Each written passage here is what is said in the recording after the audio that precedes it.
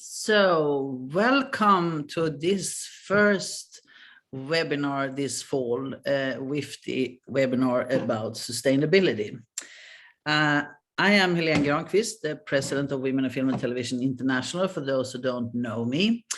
And I'm very happy about this subject. And it's based on a decision that was taken in the WIFTI International Board this fall, that we decided that sustainability will be an underlying theme for everything we do this year. And I'm also very happy for this special guest we have today, and also to do something that I'm usually not do when I do WIFTI work. I usually just use my WIFTI hat, but today I will have my WIFTI hat, but I will also put on another hat, because I'm not only the WIFTI president, I also work as a producer and I work as a pitch coach. And it's a big honor for me to present our guest today that I work very close with. And very welcome, Valeria Richter. You are a scriptwriter. You're also one of the founders of Torino Film Lab when that started. And you work as a pitch coach, and very often you do it together with me. Welcome. Thank you so much for having me. I'm very honored and slightly nervous about taking part in this, but I look forward to it. You are, yeah. Now, actually, maybe we should be a bit nervous, because it has actually been so far the most popular webinars. A lot of people signing up, which we of course are very happy for. And for you who have signed up, you can write your name and where you're from in the chat field. And we also hope that you will throw a lot of questions on Valeria and me in the end. We will have a conversation about 30 minutes, and then we hope to have a conversation that is based on questions you ask or thoughts you have. Please put them in the Q&A field. I can see that Regina, who is doing the back end here, she just wrote that in the chat. So, but it's very interesting. Yes, we have a sustainability coordinator from Flanders Audiovisual Fund. That is so funny. We have experts here. So yeah, can't wait to let your questions in. But before that, me and Valeria will start to discuss, and we have, since I think it's a year back, started a process that we call New Nordic Narrative. And Valeria, please share why New Nordic Narrative. Well, it's right now it's a name for a Nordic initiative, and I think if we are to spread it out wider, we will probably give it another name. But it was inspired by us starting to look at the Nordic countries as a joint landscape, and because I guess in part also working internationally so much online these last couple of years, there was this feeling of no borders, and that in a lot of the creative work that we do, that borders are just not, of course it's good to have certain limitations as a storyteller, we all know different contexts where that has been, but in a way it's a no border landscape. And so what inspired New Nordic Narratives, which we're still financing, it's a project where we want to go on a journey with filmmakers, with creators, with producers.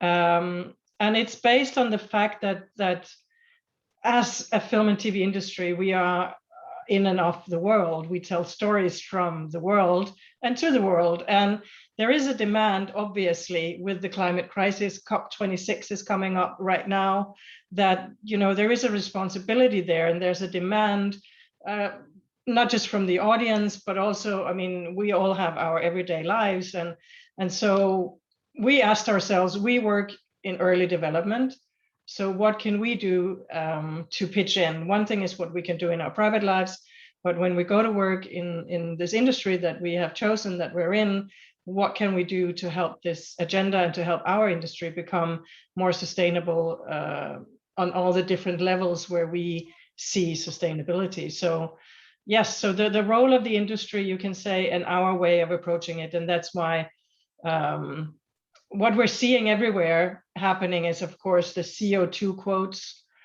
quotas. How can we zero the CO2 impact? How can we make our pre-production and production and post-production more green? Obviously, Netflix and the streamers are looking at how they can green their businesses, because streaming is really bad for the environment. So what we're thinking is that a lot of the stuff happening is sort of top down. It's funders, film institutes, and it's directed at producers, line producers, and it's sort of the last stage of the process. So since we're in the early stage, we started to think, well, writers and creators, we create worlds, we work with worlds, we need to sort of, we have a lot that we can offer as well. And so we could have a dialogue. So it's not just us sat here thinking about CO2 quotes and how we can do the practical things, but also how can we work with it creatively and make these different, what is now perceived as maybe demands, but that they are actually assets, that they are things that can become part of the success that we all want to make with what we create, that they could become assets, I guess is the best word. We talked about different words in that. Maybe you want to pitch in, Helen, and expand. No, I think it's lovely to have this relation to you, because now I can also hear what we have been working on for a while. So I love us to be playing these roles today. So I keep my president hat on a little while. I will probably jump in. So we wanted to equal the playing field, you could say. Like, so it's not just the demands for applications and from the top, but also that we as creatives come. I mean, I don't see us at the bottom, but it's just a nice image. But sort of from the bottom up, from the blank page, what we can contribute to making our business, our industry more sustainable. And sustainability is not just green production. It's obviously also, can we make a living? Can we have a family? Can we have children? Can we, sustain ourselves, our mental health? And, it's a lot of factors that are involved there. So, but one question for you I have is this, because now we're talking about influencing creators in a very early stage. Isn't that a big no-no? Because art, the freedom of art, the freedom of speech, should you come there and say, you say it's assets, but in a way, will it not be demands? Couldn't we just have our creation and do that? That would be such a wonderful world, wouldn't it, if we just had that? Because we don't have it now. I mean, there's obviously there's unconscious bias. There's different norms and habits, traditions, set ways of doing things. There's demands and tastes. There is never a really true objectivity in relation to stories and art and genres. And so whether it's a group of people, or it's one person who is a gatekeeper or a consultant, or one who puts money in a project, they all have their ideas about it and their either demands or propositions. We have budget things that impact. COVID impacted. Hopefully there's not censorship, but there are, like we said, unconscious bias is a sort of invisible censorship that's happening. So just to add a few other aspects around diversity, representation, inclusion, ways of being sustainable, whether it is how you think the locations. I mean, if I have to think locations for budget, I might as well also think locations for a more green production. So maybe we only need one car instead of 5 cars, or things like that. So I think it's like, again, it's this holistic. We need to look 360 degrees around everything that we're doing, and we have to start questioning why we're doing what we're doing. And obviously, if you ask me personally as a storyteller, I think there are so many stories that are not told in relation to how we interact with nature, how we interact with each other as humans, how we can live in the uncertainty that we're living in these times. There are so many themes and topics and questions, and that are not being explored, that somehow do relate to us as an industry, maybe also nudging people outside in the real world, like in society, or inspiring or missed opportunities that we have for having people eat it's a stupid example, but there's not meat on the table in any of the eating scenes in this film, or and maybe someone notices, maybe they don't, and maybe it's a silly example, but it's these little things where we maybe forget that a lot of people see it could have an impact. Yeah, because I'm thinking of Gina Davis, if you can see it, you can be it. And maybe that goes for sustainable behavior as well. That's what I hear you saying. Yeah. Yeah. So to come back, to loop back to your question, I mean, art is only ever as free as we make it. And there are so many factors already playing in. So why not include some factors that might actually be good for the creator, for the production process, and for the planet, so to speak. So and I think we have a responsibility for that, because we have a lot of waste in our business, in our industry. So but I'm thinking we discussed a lot about norms, that this is to so to say, is it possible to create a sustainable world, or is it not? Do we know that? And I will let that be an open. I don't want you to answer that question, because I think none of us can really answer it. But I think you and I have agreed that we should at least do what we can to do our best. And of course, talking about stories, building stories and story worlds, and we talk about norms and what is a norm, and how does it function. We discussed it the other day, that the norm is combination. It is instructions for how we act, and they are visible and invisible. And you mentioned the unconscious bias, that are the invisible. As I've heard from Verna Myers, who is the diversity consultant, she's the one who educates everyone on Netflix. When she talks about unconscious bias, she phrases it like this: you meet someone on the street and you think you know them, but you don't. And I think that is because I think that's really interesting, but it's also difficult.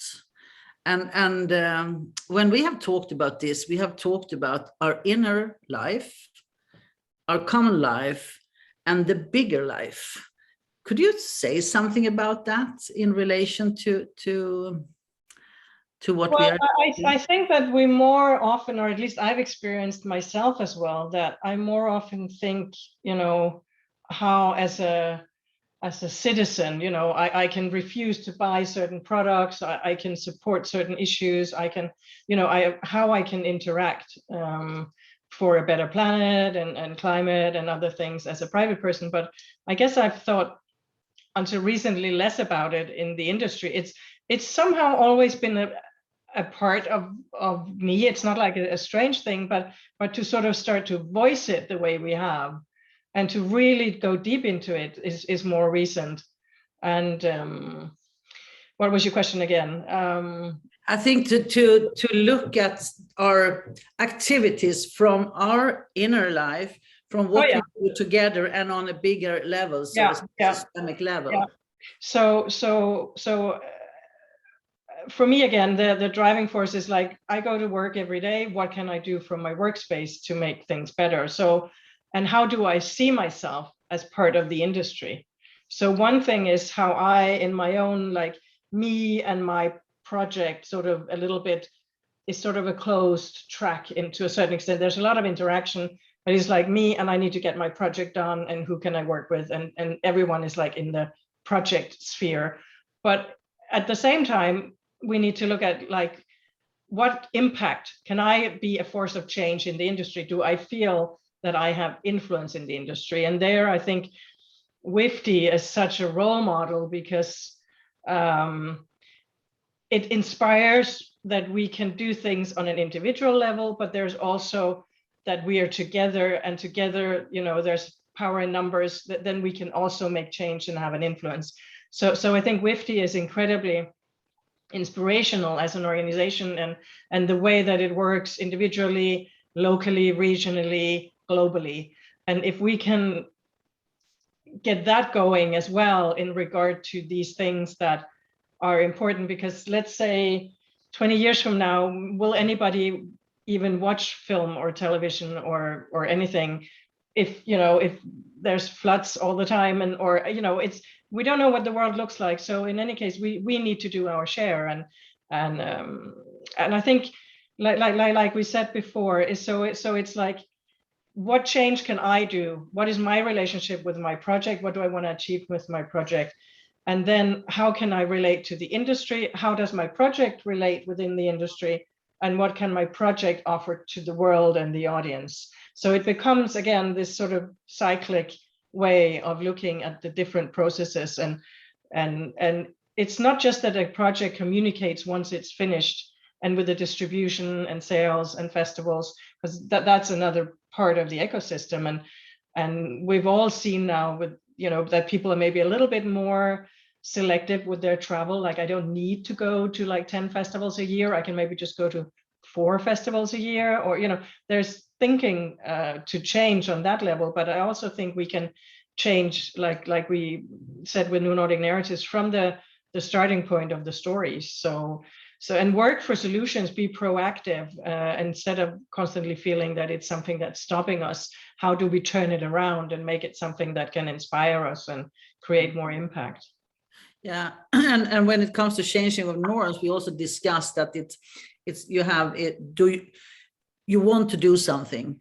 Do you have the knowledge for doing it? And maybe you want and you have the knowledge, but it's impossible. The systemic, so to say, circumstances maybe stop you. And looking at the industry, if you have the industry in the middle and you have the single creators, and then you have the bigger systems, and sometimes if the relation is between me and the bigger systems, do what I do, the story I create, that it correlates to a bigger system, maybe that can also make it easier to overcome, because this industry can be tricky to be in. We all know that. It's extremely competitive. There are limited resources. There will never be enough money to fund all the films we want to do. We all know that. And we have to, I don't think we have to fight, but and that's part of why I engaged in WIFTI. I usually say, instead of fighting about the small resources, let's go together and try to get more resources, because it's not that there are lack of resources in the world. It's just in our industry, they are a bit limited. So if we see a bigger picture, we can also maybe find other sources for resources. Can I just add to that, this, what we talked about with uncertainty, it's also like if you work to create a new paradigm or to break norms, for a lot of people, there is also uncertainty with that. And there's a general uncertainty in the world. And I think working in this industry, we are kind of used to uncertainty. We don't know if a project is going to happen. We wait for, applications and money, and we don't, so in a way, that uncertainty that we're used to in our professional field, I think we could explore more also in our storytelling, because it's something that the world is in. But a lot of people are not, like, most of my friends are like, they say, I could never be freelance. I need to know I get my paycheck every month. Yeah. And that's just me. I couldn't, and I say, okay, yeah, but I've sort of gotten used to that. I don't know. Yeah, but you're right. We are like an army of people that have the skill to deal with uncertainty.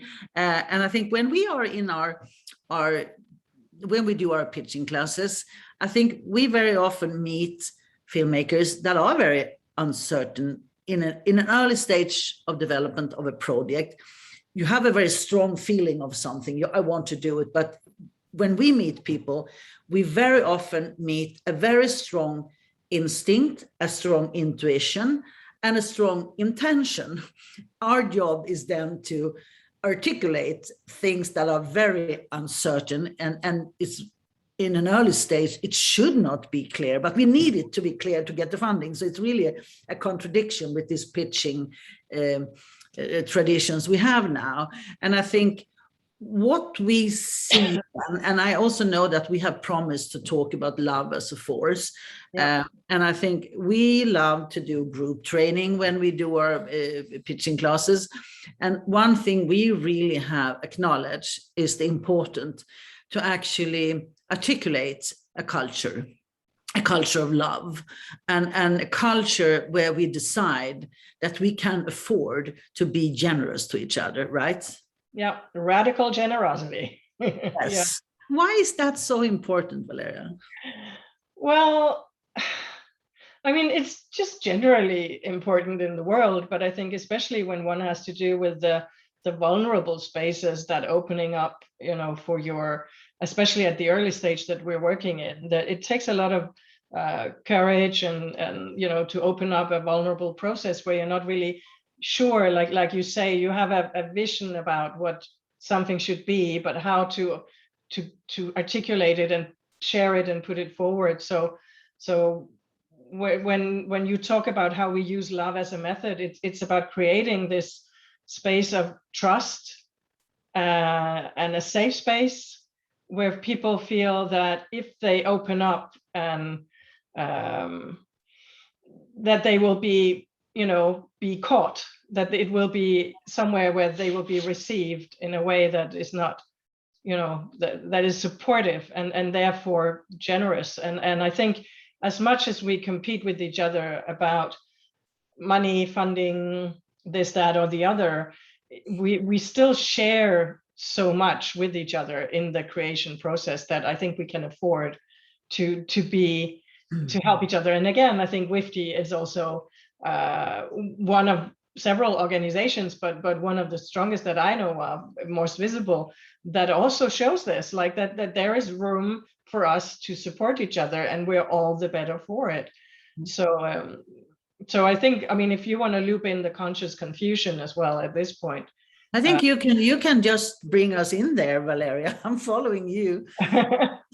Well, I think you were so good at actually talking about the conscious confusion space, but basically, I guess it's just it's one of these things where it's another way of saying that we should be, to sort of how can you say, to feel safe to stay for a longer time in an uncertain space that is confused, that is chaotic, where we don't have the answers, where we don't know what it's going to lead to. And in a way, it's often also like you can control certain steps of the way, but what's in between them, you cannot. And I guess what we call R&D, research and development processes, they are like that. Like if you want to invent something, you need to, doodle around, you need to make a lot of mistakes, you need to, try things out. And again, you're somewhere, but so I think it can become more of a tool. Like if we sort of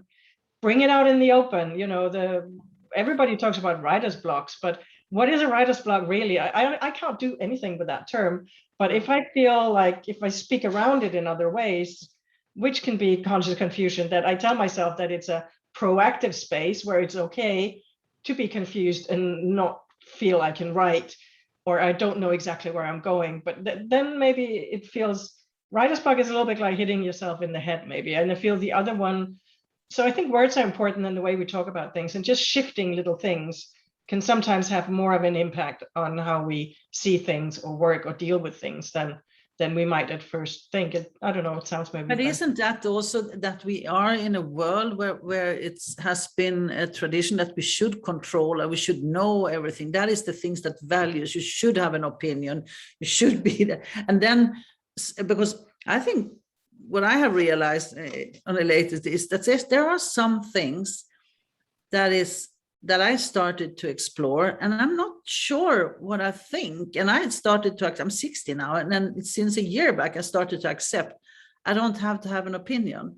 It's okay to be confused. It's okay to feel a bit stupid in this matter, and just try to be here and listen and see what's happening. And I think I also have had demands on myself that I should know, that I should have a direction, that I must do, and sometimes it's just to be and be present, which could also give us these feelings. And that brings me into we are planning for our test seminar at the Baltic event, at the Black Nights Film Festival, the industry event that we call, it will be a test lab with 4 Nordic projects, and it's called Sustainable Stories, now Empower Sustainable Stories Lab. And it's actually a lab you started 12 years ago that has now evolved into this. You would like to say something about that lab? Love lab. Love lab. Yeah, well, and again, I think it's also because as you mentioned, I was part of the group that sort of kickstarted Torino Film Lab, and the first project lab that they had, and which has now, of course, expanded over the years. And the only little part I'm still involved in now is the audience design. And what we did there is a little bit the same as what we're doing now with the Empower Lab. We knew that for art house films, the market was getting harder. There were rarely any minimum guarantees paid out by sales agents at the time.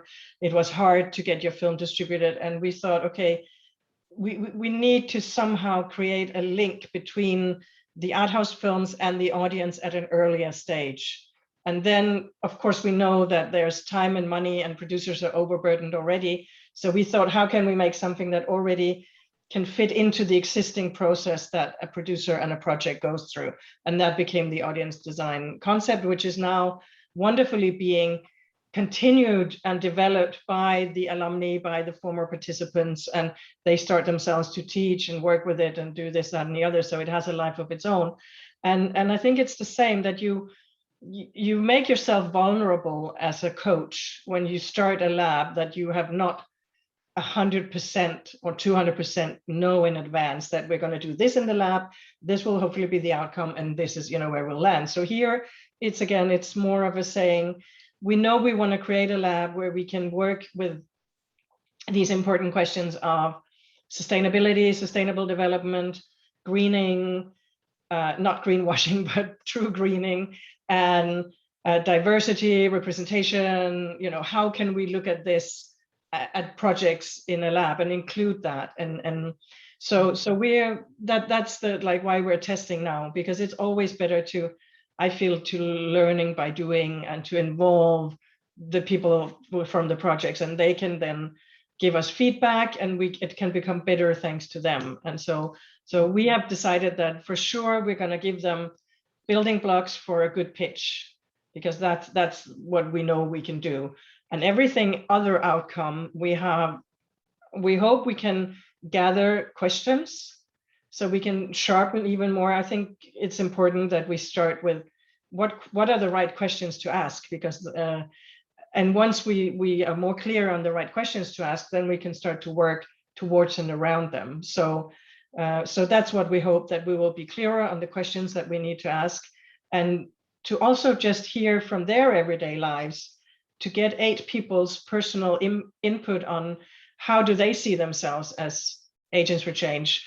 What kind of power do they see that they have in the industry? What are their needs? And so it's a small focus group, you can say, but that's a good starting point for us to develop further, so that the next Empower Lab would then be different based on the experiences of this. And maybe we should share that this is a special edition of New Nordic Narrative for Baltic event, but we also have collaboration with the Nordic Film Market at the Gothenburg Film Festival, at New Nordic Films in Haugesund. We are discussing with help me, Finnish Film Affair in Helsinki, and also have a collaboration with the Faroe Island Film Institute. That is quite new film institute, and that is also to bring in, so to say, the New Nordic Narrative is also Nordic countries also include Greenland, Sápmi, and Faroe Island, and also has a very diverse population. And we are, how many millions are we? Are 27 million. 27 million people in the Nordic countries. Yeah. And as something I have recognized, being the president of WIFTI and being Swedish, that Sweden and the Nordic countries really has a role of being a role models for gender equality, but also for sustainability. I'm not sure we are better, but in a way, there had been a very strong political dedication that something must be done.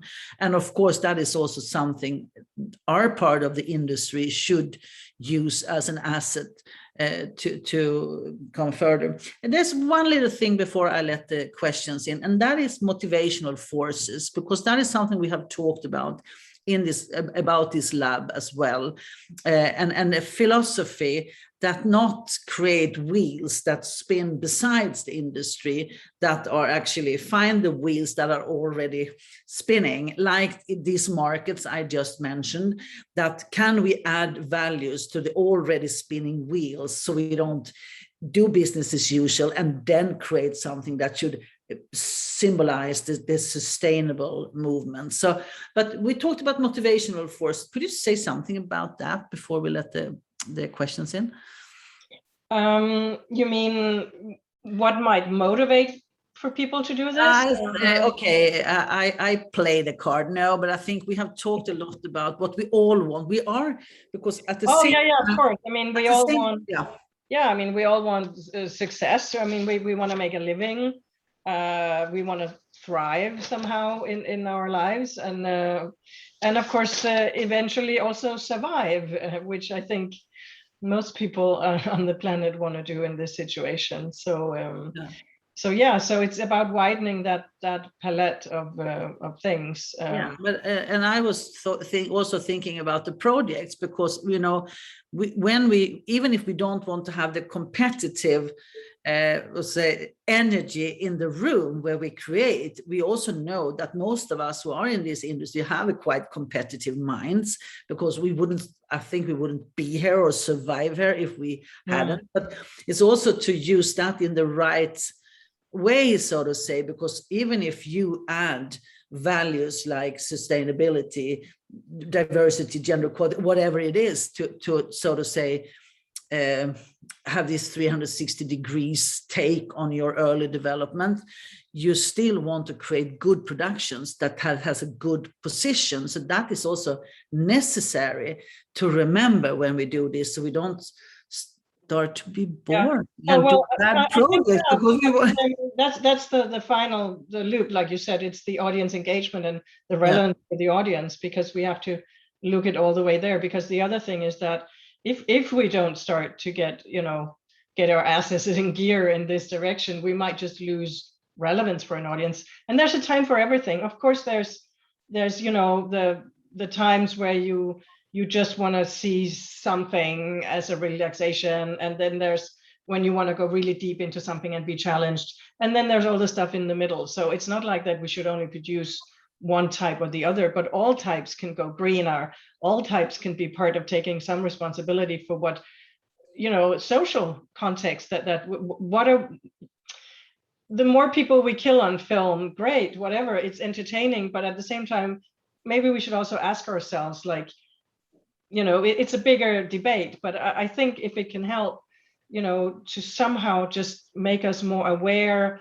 of why we do what we do, to whom and how, then we can all be the better for it. And I think it's interesting in the Nordic countries that we have all these sustainability plans for industries and the food industry and societies up until 2030.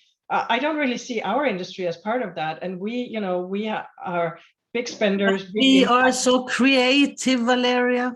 We are but I mean, I just think that we need to go in and say ourselves, we should be part of that plan and see what we can do. Yeah. Thank you very much. So, Regina, do we have any questions? I'm so curious to see if our talking here has inspired someone to. Yes, we do indeed have a few questions. Now, to start, we have two questions from Tim that are really interesting. And he's saying, what puzzles me while working for a film fund is to find the balance between creative freedom and increasing awareness for writers. Like how to plant the seeds in their mind, triggering their creativity and seeing the broad domain of sustainability as an inspiration and not as a limiting factor of their creativity. Is there anything you can say to that, or how to do that? Oh, definitely. You or I, Valeria? Well, as a writer myself, I would say I mean, everyone's different, but I'm a sucker for all kinds of inspiration, whether it be, archetype cards or other things, or so if there's something that can be workshopped on my project in regard to how I can make it more sustainable for the production, then I'm all ears for it. You know, it's anyway a creative challenge when you have to balance the reality of certain things as soon as you come later in the process, that you can't get that actor, you can't get that location, the budget is suddenly $1 million shorter, you have to adapt anyway. So the sooner you can start considering certain things, and you have the awareness and interest in also thinking in that way, then I don't see it as anything, unless, you know, you say it has to be, then it's just opening up my playing field and say, oh, I could make it more sustainable. Oh, what if we only use that location? It might actually be interesting. Or you go, yeah, it doesn't work. We need both these locations or whatever. But then you try it, and, you know, it's not something, I don't see it as a limitation artistically or any other way to, you know, I can't remember which writer, we heard it recently, Helen, who said that he never writes gender on a lot of, I mean, maybe just the main characters, but every other character can be a man or a woman or whatever. Wasn't it the Icelandic writer we met? Yeah, maybe it was. It was someone quite experienced, and I just thought that was really interesting. So that you leave that space open for later. So I think we can just, if we start sharing it more, we can, you know, find our own way to you know, navigate our. I'm so happy for this question, because I think it really plays into, as Valeria said, we are not 100% sure that our lab will be super successful, even if we believe, of course we believe it and we hope so, but it's also this, that we have to try. And as Valeria says, it can't be demands. You can't tell someone you need to put that in a script, because that's impossible. You can take the horse to the water, but you can't force it to drink. And I think I have this idea when it comes to filmmakers. If I had my birthday party in August, and I had a person singing because I had a concert, and now 2 weeks ago this singer is in a film, because a director who visited my birthday party heard this singer and liked what she did, and suddenly saw, oh my God, she really fits into my story. And I think that's what filmmakers are. As we are trained in uncertainty, we are also trained thieves. If we see something that attracts us and inspires us, we will definitely put it in our projects. That's how we are as a tribe. So I think you should now do exactly what I tell you not to do. That's very bad of me. Tim, give inspirations. It could be an idea to so to say share inspiration that brings your filmmakers into this field and make them curious. I think that's the right way to treat filmmakers. Yeah, I mean, I think that there can also be sort of two, I mean, definitely a gazillion roads, but I mean, one, like we just again had a conversation recently with someone, and it was like, I think it's set on a list to not write party scenes. So I'm like, sure, party scenes are expensive, and, you know, but then again, you know, you can maybe do a sustainable party scene. Like, so again, these do this, don't do that. I think every project is different, and it's in the finding the solutions that we can be creative. And I think, of course, as a writer, I think it's important, like also with virtual production, which is, you know, the thing now, that we get engaged in that as writers, because virtual production can be, you know, sustainable. Like you can, you know, create a world. Of course, there's, again, like the streamers, there's a lot of digital computer power, the LED panels, and, you know, things that cost, but compared to maybe flying loads of people to Shanghai or whatever, it's much more sustainable to do virtual production. So, but writers need to be part of that. You know, how can we be part of that team and find a best solution for something with VFX or in other ways?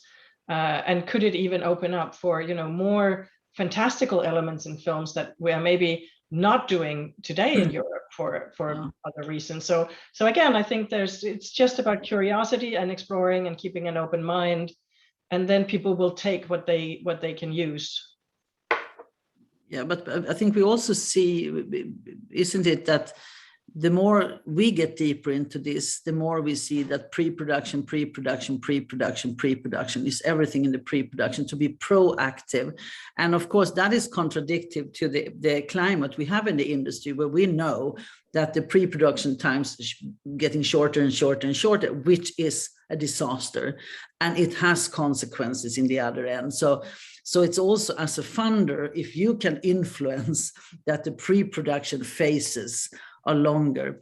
And I would like to add another dimension. I'm not sure me and Valeria agree here, which makes our collaborations very interesting, because I have an impression that in the lab room, when I meet projects in a very early stage of development, they very often has intentions about diversity, equality, sustainability. But then when they go out in the funding systems, they hit some resistance that make them take less advantage of these intentions. And I also think if it's possible to encourage these kind of intentions in early stage of development, don't ask me how to do it, but just encourage this way of thinking, I'm sure we will see a result. There are more questions, Regina. We are curious. Yes, I'll just bring on Tim's second question, because it's also really good. In Belgium, there's a group of impact producers that try to increase societal impact of films / documentaries once they're released. But should these impact producers also be involved in the storytelling phase, or should writers have complete freedom? Again, I think the writers with the most freedom are novelists, and maybe even the ones that just self-publish. Like, then you're pretty free. But the rest of us will have all kinds of demands already. So I want to put the freedom aside in that way. But I think impact producers, again, just like audience designers, I think impact producers should sort of, just like script consultants or other, publicists, or, step in and out of the process from an early stage. Because again, you need to know what are your goals with the project. And if they are involved from an earlier stage, they can also help you to make the most of your resources from an early stage and produce whatever you need to create the impact that you have the goal to do. So yes, I think it can be great for them to have conversations with the creators. But of course, again, just like a script consultant, it's not my story. I can hold up a mirror, I can go into a dialogue, but ultimately it's not my story. And I think that's the same position that an audience designer has or an impact producer would have. I also reacted on a scriptwriter or impact producer, because in a way, something we talk about a lot in our creative rooms is the core of a story. If you meet us and we will train you, we will bombard you with questions until you give us your core. That is always, so to say, the center of a story. And then around that core, you have universes, you have characters, you have conflicts, but the core is always there. That is, so to say, the core. And I think if the core is well articulated, it would be easy for everyone, doesn't matter where you are in the process, to know how to deal with this specific project. Are you with me on that, Valeria? Mm-hmm. Yeah. Maybe that was a fluffy answer in the end. I hope not. I don't know if Tim is satisfied. Unfortunately, you can't come in, but maybe you will tell us if you are happy for the answers or if it made you more, gave confusion. Let's get the next one, Regina. Cool. So we have a question from Vera, and she's saying, it takes so long for scripts to be made, if they are made at all, and we are seriously running out of time as human relation to climate change. What can we do to accelerate this and tell those stories that inspire people to change and engage in greener behavior before it's too late? I guess by talking more about it as we are. I mean, it's not, of course, not enough to talk about it, but the more maybe we open up the debate and and meet the other CO2 demands and so on. I guess as an industry, we can make this like something at the forefront. Then maybe the ones that are in production now, the ones that are in pre-production right as we speak, the ones that just got, you know, production funding might pick up on that and, you know, already start to include it. And then while the rest of us are still sort of in the early stages. And I guess by using our voices in the people we meet on our daily basis, talk about it. Yeah, and maybe because I hear two things in your question. One is that it's hard to get financing for developing scripts, and now three things, and then we are seriously running out of time. But then what can we do to accelerate? Because in a way, I think sometimes it needs to take time for a project to develop. So I'm not always a supporter of quick processes. So that is, of course, contradictive. But again, like, do you have a festival in your neighborhood? Could you talk to those festival people to put that on the agenda? Could you push your local film institute or funder to put that on the agenda here and now? Make some special funding for something, or, you know, whatever grassrooty thing you might do in your other life. Can we start pushing those grassrooty things in our industry? Is one thing, at least, I think. I had something else and it just disappeared. No, but while you think, no, but then you, of course, you tick into the WIFTI work, because I think I engaged in WIFT because I'm a person who gets very frustrated when, for example, what you're describing, Vera. So I think to stay a bit sane and not to project too much aggression and disappointment on the existing system, I need WIFT. WIFT is really a need for me to be an activist in the film industry.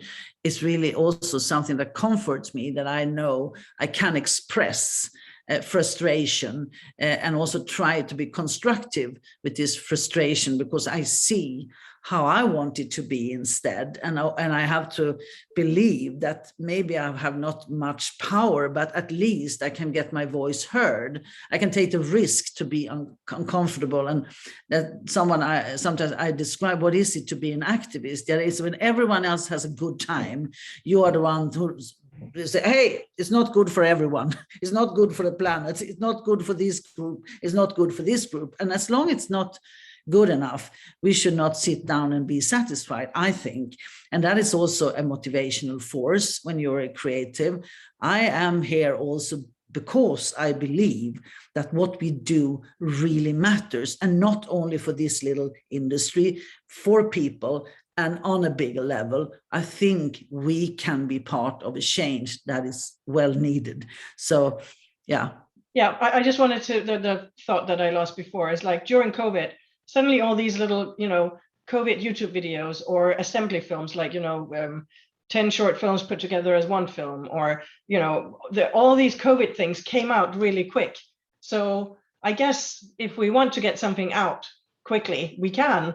So I'm not saying that we should make like 100 climate short films or things like that, espresso, but there might be something there. On the other hand, I think we all are used to, you know, hear don't smoke or don't do this or do that or recycle. And as soon as it becomes a little bit that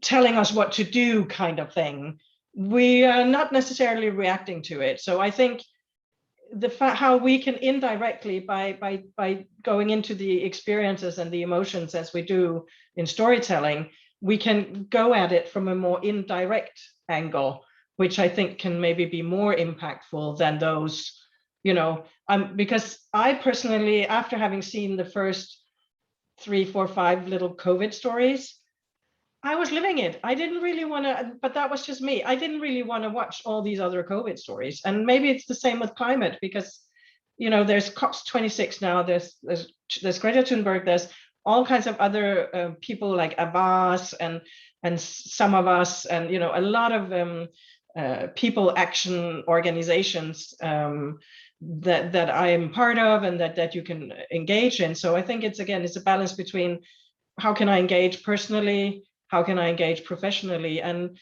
unfortunately we're all late. Like we're just late to the party in so many ways. But again, we can do it in development, we can do it in production, we can do it in the industry and talk about it and start demanding things to change.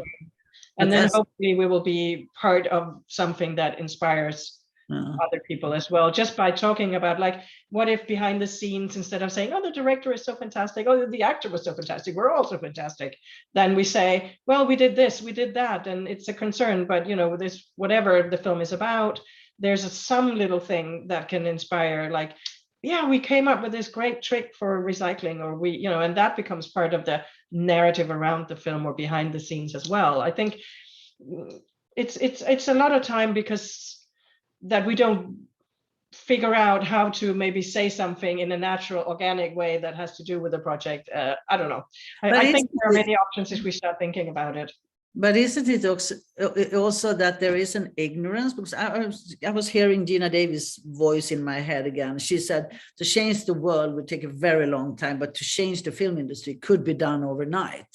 And thinking of us, as you started, of an impact industry that really have the ability to influence not only the industry, but also the surrounding societies and the world.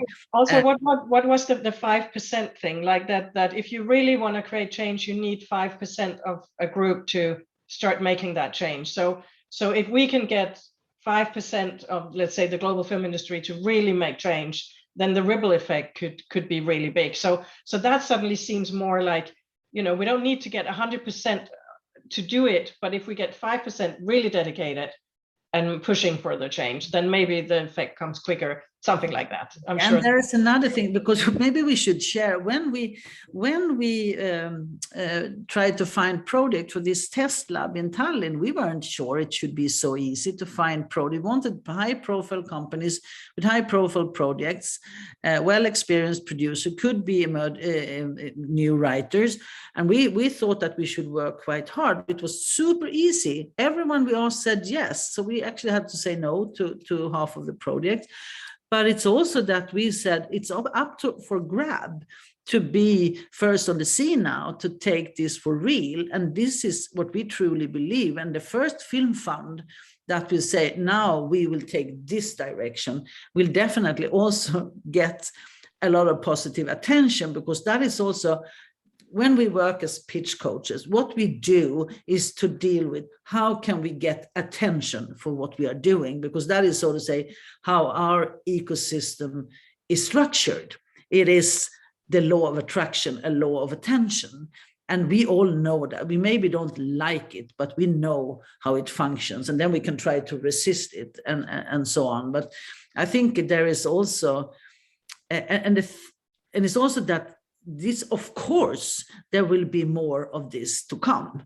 That we don't have to be Einstein to predict that. The worse it gets, the more we will wake up. So yeah. There are no more questions, Regina, or is there? There is, and I'm also curious. Oh yeah, please. So in your work with New Nordic Narrative, to what extent do you treat, like when you talk about sustainability, to what extent do you take an intersectional approach to that, to the, so in what way do you regard, or do you regard the intersections that sustainability take with other societal issues and problems? Can you talk to that at all? Yeah. It's an integral part. Helen, if you want to. Yeah, no, but it's and thank you for asking that question, because for me it's very personal. I am here engaged in general quality, diversity, intersectionality, because I once was an environmental activist and learned very early that the most efficient way to create change is to invest in women and also invest in diverse groups. So I think it's to really create change, we really have to work on all levels. And that is definitely part of the, so to say, the recipe in these lab rooms we are creating. Definitely. We don't, You know, the thing is, it was interesting. We talked to an expert on sustainable development, because I have not really been into this field the last 15 years. So I have friends from my previous life, and we called a woman at Stockholm Resilience Center on the university. And I asked her, you know, we think of this holistic thing. Is that too flower power? And then she said, absolutely not. 15 years ago, it was flower power, but today it's crucial if you want to create results. So what you're asking for, Regina, was also what the sustainability expert says, that you need to have an intersectional perspective. You need to think of all these grounds for discrimination, because you also need to think, what is the pattern that we need to leave behind to create something sustainable? And then you see the injustice, I think, it's a result of bigger structures that really needs to be forgotten. Yeah, but I think also we're looking, I mean, at different things. So one thing is, as a writer, I have also produced, so I know the producer hat. But so one thing is to look at all the practical things, and how can I consider, when I know my story, when I know what I want to tell, how can I then look at it with green eyes and see, okay, maybe, okay, yeah, that was just like, it would have been so great to be on that boat, but I can see how, you know, it's not sustainable, and the scene could easily work somewhere else as well, or, you know, then I can go into dialogue with it like that. But also, me personally, I think it's so interesting to explore what is happening around the world that that has to do with this, like the consequences or the expectations, or like we've seen loads of films now about people who are waiting, you know, one person wins a trip to go to Mars, or one person our little crew are selected to go to Mars, and we project things into what would that be like if you're the, you know, the one person and you have to leave your family behind, and or you're the astronaut who just but it's the same thing. What if you're the person who something to do with the climate change, or something to do with just not, you know, knowing there's a disaster coming but not doing anything?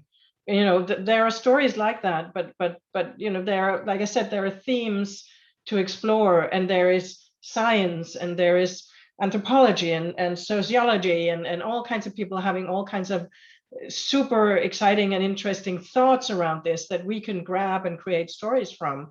So again, going back to Tim's question, that's just me. You cannot tell someone what to write about, but I think we can again open windows to, you know, where people can find ideas that are maybe more relevant for an audience at this stage than something we've seen 100 times before with a little twist. But I mean, again, that is really just on a personal level. So I think we have one final question before we close down. Regina, was there something more? Yes, there's one more question, and that is, in your experience, or in your opinion, are film students, for example, studying to become writers or directors, well educated on sustainability? Is there a role for education at school, and are the teachers aware of the challenges around sustainability?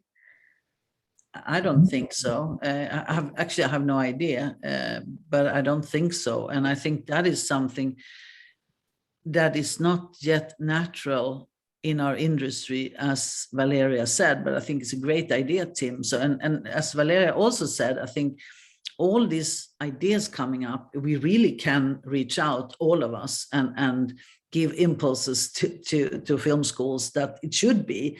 And I'm quite sure that I heard a story from the Danish film school. What was it about? Where the students actually asked for something that was not in the curriculum, but they forced the school to do it for. I don't remember. That was diversity. Yeah, that was diversity. Yeah, that was diversity. Diversity was not part of their education, but they really insisted. So, and I think that was really interesting to hear, that the students at the Danish film school, they required that they want to be taught about diversity. And I think give the right impulses to school, because I think young people. And of course, we are as we talk to our keynote speaker, that will be in Tallinn the 23rd of November, and it will be online. So those of you, keep your eyes open in WIFTI newsletter. But he said, we are living in a disaster movie. We are right before the point of no return. What do we want to do about it? And I think that was very well phrased. So do we want a tragedy, or do we want to try to create a happy ending? And I think that could maybe be the ending, because now it's 7 o'clock. Yeah, I just wanted to say that we did hear about a new education coming in Iceland, where they will include green production from the get-go for all the different lines. So there are some that are thinking about putting in the curriculum, if that was the question. Very good. Thank you very much. And thank you very much, Valeria. And thank you all for being here. Sure. There will be more WIFTI worldwide webinar. The next one will hopefully be from Australia. We will talk about sustainable fashion. And I think that our guest that time has been in the panel today, if I'm wasn't wrong. Yes. Bunny, I hope that we can do this, and then in December we will go to Israel. And if you're not yet signed up to the WIFTI newsletter, go to our website and do that. And thanks a lot, and take care of yourself, and see you soon. Bye. Bye.